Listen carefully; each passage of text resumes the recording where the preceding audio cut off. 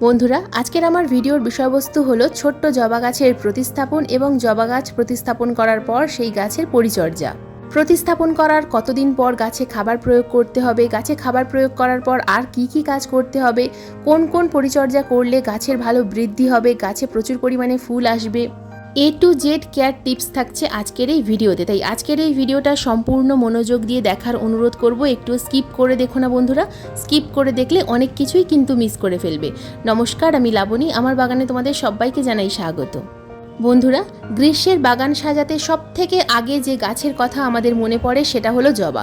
জবা বিভিন্ন ধরনের হয়, হাইব্রিড ভ্যারাইটির জবা অথবা দেশীয় ভ্যারাইটির জবা। এখন নার্সারিতে গেলে অন্যান্য গাছের তুলনায় কিন্তু জবা গাছ সব থেকে বেশি দেখা যায়।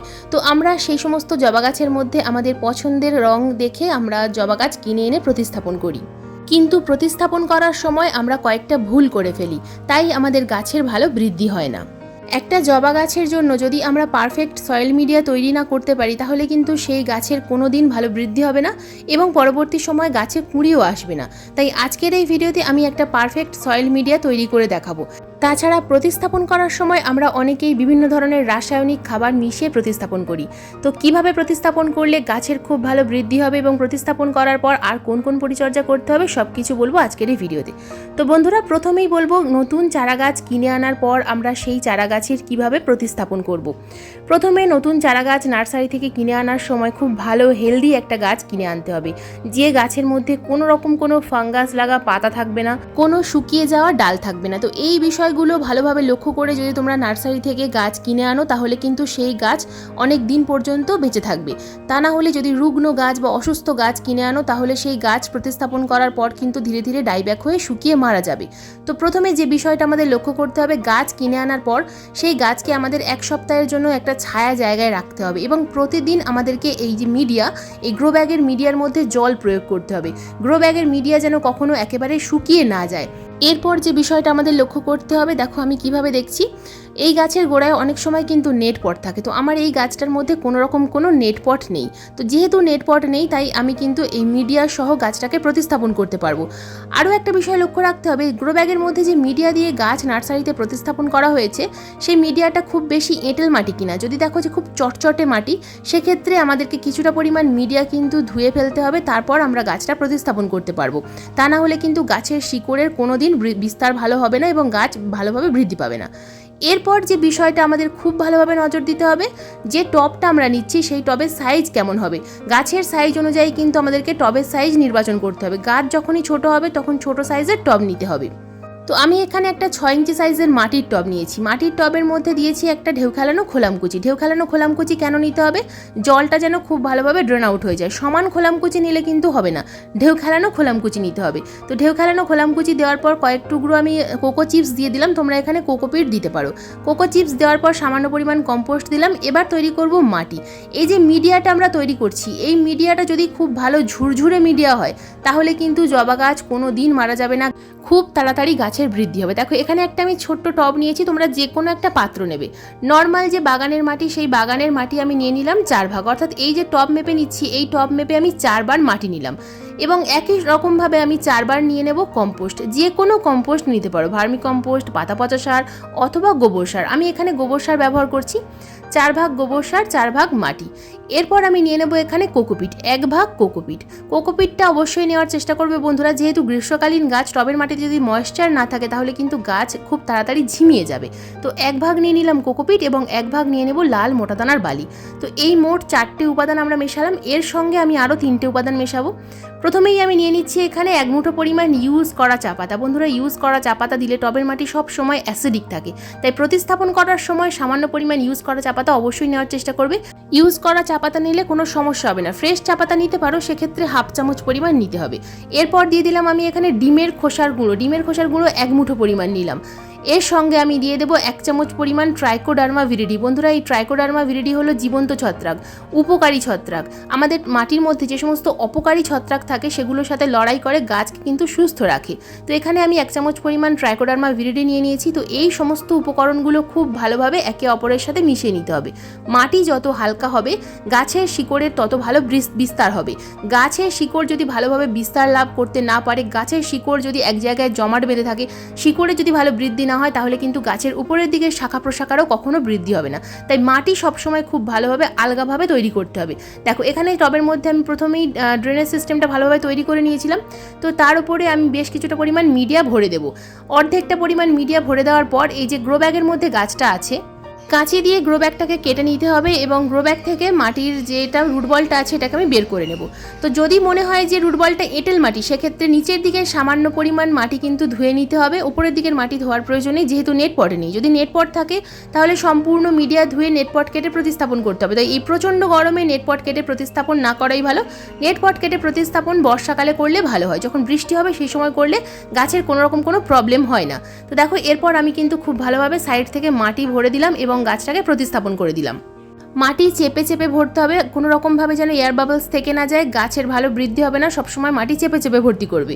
এরপর দিয়ে দেবো ভরপুর মাত্রায় জল। গাছ প্রতিস্থাপন করার পর সবসময় ভরপুর মাত্রায় জল দিতে হবে। ভরপুর মাত্রায় জল দেওয়ার অর্থ হলো সম্পূর্ণ মিডিয়াটাকে ভিজিয়ে দেওয়া। সম্পূর্ণ মিডিয়াটা ভিজে গেলে তবেই কিন্তু গাছটা সুস্থ থাকবে। যদি উপরে সামান্য পরিমাণ জল দাও, রুট বল ভালোভাবে ভেজে না যায়, তাহলে কিন্তু গাছ এইভাবে ঝিমিয়ে থাকবে, গাছ কিন্তু ভালোভাবে আর বাঁচবে না। তো তোমরা এখানে হিউমিক অ্যাসিড এবং এপসাম সল্ট মিশ্রিত জল প্রয়োগ করতে পারো। গাছ প্রতিস্থাপন করার পর গাছের মধ্যে যে ফুল ছিল, কুঁড়ি ছিল, সেগুলোকে কিন্তু আমি কেটে দিলাম। তো এই কাজটা আগে করলেও ভালো হয়, তো আমি কয়েকদিন পরেই করলাম। তো দেখো আমি সমস্ত কুঁড়ি বা ফুল কেটে দিলাম। বড় বড় পাতা চাইলেও তোমরা কিন্তু কেটে দিতে পারো। বন্ধুরা, এবার প্রতিস্থাপন করার ঠিক 1 সপ্তাহ বা 10 দিন পর গাছের যে প্রথম যে কাজটা আমাদের করতে হবে, গাছকে কিভাবে বুশি করতে হয় সেই চিন্তা করতে হবে। গাছকে বুশি করতে হবে। গাছ যদি সোজা হয়ে লম্বা হয়ে উঠে যেতে থাকে গাছ, তাহলে কিন্তু বুশি হবে না, গাছে ফুল কম আসবে। তাই প্রথম যে কাজটা আমাদের করতে হবে, পিঞ্চিং করতে হবে। বন্ধুরা, গাছ প্রতিস্থাপন করার পর যখন মাটির সাথে সেট হয়ে যাবে তখন কিন্তু আমরা এই কাজটা করব। দেখো আমি কিন্তু 2টো পাতাকে পিঞ্চিং করে দিলাম। তো এইভাবে আমরা যে কোনো গাছে যদি পিঞ্চিং করে দিই, সেই গাছটা কিন্তু খুব সহজেই ঝোপালো হয়ে যাবে। তো বারে বারে যদি তোমরা পিঞ্চিং করো তাহলে কিন্তু গাছ আরও বেশি ঝোপালো হবে। পিঞ্চিং করার কয়েকদিন পরেই তোমরা লক্ষ্য করতে পারবে যে বড় বড় পাতাগুলো আছে, এই পাতার সাইড থেকে কিন্তু প্রচুর পরিমাণে নতুন নতুন শাখা আসছে। আর সেই শাখাগুলো যখনই আসবে গাছ কিন্তু ঝোপালো হয়ে যাবে। বন্ধুরা, এরপর যে কাজটা আমাদের করতে হবে, গাছের মধ্যে থাকে অগণিত কুঁড়ি।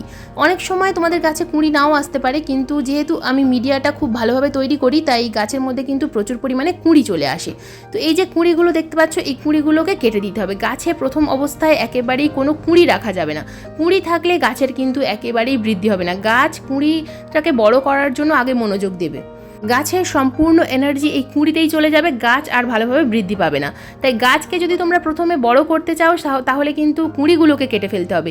অনেক সময় গাছে কুঁড়ি থাকে, তাই তোমাদের গাছের ভালো বৃদ্ধি হয় না। এরপর যে কাজটা করতে হবে, ছোট ছোট বাগানে যে সমস্ত গাছ আছে একেবারেই কিন্তু অতিরিক্ত রোদ্দুরে রাখা যাবে না। সকালবেলার 1 ঘন্টা বা 2 ঘন্টার রোদ্দুরে রাখবে, কিন্তু তারপর থেকে গাছগুলোকে গ্রিন নেটের ছায়ায় রাখবে। তা না হলে কিন্তু গাছের পাতা পুড়ে যাবে, গাছের পাতা ফ্যাকাশে হয়ে যাবে, গাছ খুব তাড়াতাড়ি ঝিমিয়ে যাবে। বন্ধুরা, এরপর গাছ প্রতিস্থাপন করার ঠিক 15 থেকে 20 দিন পর আমাদের যে কাজটা করতে হবে, প্রথমে টবের মাটিটাকে ভালোভাবে খুশে নিতে হবে এবং টবের মিডিয়াতে যদি কোনো আগাছা থাকে সে আগাছাগুলোকে তুলে ফেলে দিতে হবে। কারণ আগাছা থাকলে গাছের আমি যে খাবারটা দেবো সেই খাবার আগাছাগুলো কিন্তু গ্রহণ করবে। গাছ খাবার আগেই আগাছা খেয়ে বড় হয়ে যাবে। তাই আমাদেরকে প্রথমেই যে কাজটা করতে হবে, বাগানে যতগুলো পরিমাণ গাছ আছে, ছোট গাছ আমরা প্রতিস্থাপন করেছি 15 থেকে 20 দিন হয়ে গেছে, সেই গাছে আমরা প্রথম খাবার প্রয়োগ করব। যেহেতু কম্পোস্ট বা ডিমের খোসা, চা পাতা দিয়ে প্রতিস্থাপন করেছিলাম, তাই 15 থেকে 20 দিন আর কোনো খাবার দেওয়ার প্রয়োজন নেই। গাছের পাতাতেও কোনো খাবার দেওয়ার প্রয়োজন নেই। তো প্রথম যে খাবারটা আমি দেবো গাছের ভালো বৃদ্ধির জন্য ডিএপি। বন্ধুরা, তোমরা এখানে রাসায়নিক ডিএপি অথবা বায়ো ডিএপি যে কোনো ডিএপি দিতে পারো। টবের সাইজ অনুযায়ী গুনে গুনে ডিএপির দানা দিতে পারো। আর যদি ডিএপির দানা ছোট সাইজের হয় সেক্ষেত্রে 10-12টা ডিএপির দানা টবের কিনারা বরাবর ছড়িয়ে দেবে, যেন গাছের গোড়ায় না যায়। রাসায়নিক ডিএপি অথবা বায়ো ডিএপি, এই দুটো ডিএপির মধ্যে আছে প্রচুর মাত্রায় ফসফরাস, আর ফসফরাস আমাদের গাছের বৃদ্ধিতে সাহায্য করে। বন্ধুরা, এরপর যে খাবারটা দেবো সেটা হলো সিউইড গ্র্যানুলস। যদি সিউইড গ্র্যানুলস না থাকে তোমরা কিন্তু এখানে বায়োজাইমও দিতে পারো। যে কোনো একটা খাবার এই সময় দিতে হবে। গাছের যখন প্রথম খাবার আমরা দেবো এই খাবারগুলোই কিন্তু প্রয়োজন। তো এরপর যেটা দেবো সেটা হলো এপসাম সল্ট। বন্ধুরা, এটা হলো ম্যাগনেসিয়াম সালফেট। একটা 6 ইঞ্চি টবে 1/2 চামচ পরিমাণ এপসাম সল্ট আমি দিয়ে দিলাম। তো এই 3টে খাবার আমরা প্রথমেই দেবো। 15 15 থেকে 20 দিন পর। তোমরা অনেকেই প্রশ্ন করো যে গাছ প্রতিস্থাপন করার কতদিন পর আমরা খাবার দেবো। 15 থেকে 20 দিন পর অথবা 25 দিন পর। গাছ আগে মাটির সাথে সেট হবে, তারপর আমরা গাছে খাবার দেবো। মাটির সাথে সেট না হলে গাছে খাবার দেওয়া যাবে না। তার আগে আমরা হিউমিক অ্যাসিড জল বারবার দিতে থাকবো, প্রতি সপ্তাহে একবার করে হিউমিক অ্যাসিড মিশ্রিত জল দিতে থাকবো।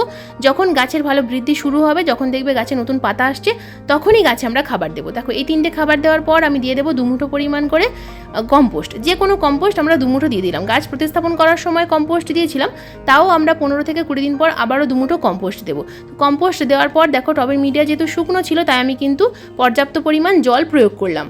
গাছ যেহেতু ঝিমিয়ে ছিল, আমি গতকাল জল প্রয়োগ করিনি গাছে খাবার দেবো বলে, তো আজকে জল দিলাম। তো কিছুক্ষণের মধ্যেই গাছগুলো কিন্তু আবার সতেজ হয়ে যাবে। তো আমাদের বাগানে যতগুলো এই নতুন চারা গাছ থাকবে, প্রত্যেকটা গাছের কিন্তু এইভাবেই পরিচর্যা করতে হবে, তবেই আমরা এই গাছগুলো থেকে কিন্তু পরবর্তীকালে অনেক ফুল পাবো, গাছের ভালো বৃদ্ধি হবে। তো এরপর যদি তোমাদের কাছে সিউইড গ্র্যানুলস না থাকে, যদি তোমরা বায়োজাইম দাও, তাহলে তোমরা সিউইড লিকুইড, যেটা সিউইড লিকুইড আছে, সেটা তোমরা গাছের পাতায় স্প্রে করবে। 1 লিটার জলে 2 ml মিশিয়ে গাছের পাতায় স্প্রে করবে। অথবা তোমাদের কাছে যদি অন্য কোনো অনুখাদ্য থাকে, সেটাও তোমরা গাছে স্প্রে করতে পারবে। তবে বুস্টার 2, মিরাকুলান এগুলো কিন্তু নতুন গাছে প্রয়োগ করা যাবে না। এগুলো প্রয়োগ করলে গাছে আগে কুঁড়ি আসবে। তোমরা কিন্তু এই সময় গাছে অ্যাগ্রোমিন ম্যাক্স, অ্যাগ্রোমিন গোল্ড এগুলো প্রয়োগ করবে। এগুলো প্রয়োগ করলে গাছের পাতা সবুজ হবে এবং গাছের বৃদ্ধি হবে। বন্ধুরা, অনুখাদ্য প্রয়োগ করার পাশাপাশি 3 থেকে 4 দিন অন্তর অন্তর কীটনাশক অবশ্যই প্রয়োগ করবে। কীটনাশক, ফাঙ্গিসাইড এইগুলো তোমরা কিন্তু মাঝে মধ্যে অবশ্যই একবার করে স্প্রে করবে। ছোট গাছে নিম তেল অথবা কাকা স্প্রে করবে, তাহলে জৈব কীটনাশক প্রয়োগ করলে গাছের কোনোরকম কোনো ক্ষতি হবে না। অনেক সময় অতিরিক্ত গরমে রাসায়নিক কীটনাশকে গাছের ক্ষতি হয়। তো বন্ধুরা, এই ছিল ছোট জবা গাছের পরিচর্যার ভিডিও।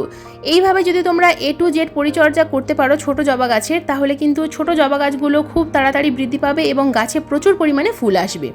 বন্ধুরা, আশা করছি তোমাদের এই ভিডিওটা ভালো লেগেছে। যদি এই ভিডিওটা তোমাদের কাজে আসে, তাহলে ভিডিওটাকে লাইক করো, শেয়ার করো, হাইপ করো।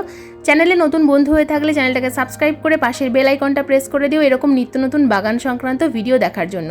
কারণ এরকম নিত্য নতুন বাগান সংক্রান্ত ভিডিও প্রতিদিন ঠিক সন্ধ্যা 6টার সময় আপলোড করি। ভিডিও লাইভ হওয়ার সঙ্গে সঙ্গে তোমাদের মোবাইল স্ক্রিনে অথবা কম্পিউটার স্ক্রিনে ভিডিও নোটিফিকেশন পৌঁছে যাবে। আজকের এই ভিডিওটা সম্পূর্ণ মনোযোগ দিয়ে দেখার জন্য তোমাদের সবাইকে জানাই অসংখ্য অসংখ্য ধন্যবাদ।